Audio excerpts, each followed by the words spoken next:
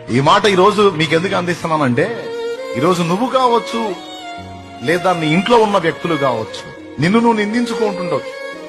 నీ దీన స్థితి అధోగతి చూసి, ఛీ, నాలంటోడు ఒకడు పుట్టడం అవసరమా, నాకు ఈ బతుకు అవసరమా, నేను అనుభవిస్తున్న ఈ బాధలు నాకు అవసరమా, ఏంది నా జీవితం, అర్థం లేదు అని ఏవేవో అనుకుంటున్నావో నువ్వు ప్రస్తుతం నువ్వు ఉన్న పరిస్థితులను బట్టి.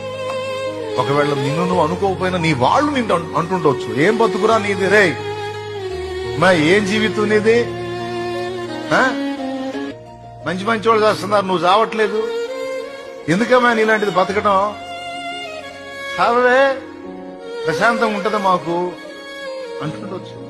తమ్ముడా నిన్ను కూడా అంటుండొచ్చు, ఏం బతుకురా నీది రే, ఏంట్రా, ఎందుకురా నువ్వు నీ జీవితాన్ని ప్రస్తుత నీ దీనస్థితిని బట్టి ప్రతి ఒక్కడు నిన్ను తేలిగ్గా చూస్తుండొచ్చు, లేదా నీకు నువ్వు అనుకుంటుండొచ్చు, లేదా నీ వారికి అలా నువ్వు కనపడుతుండొచ్చు.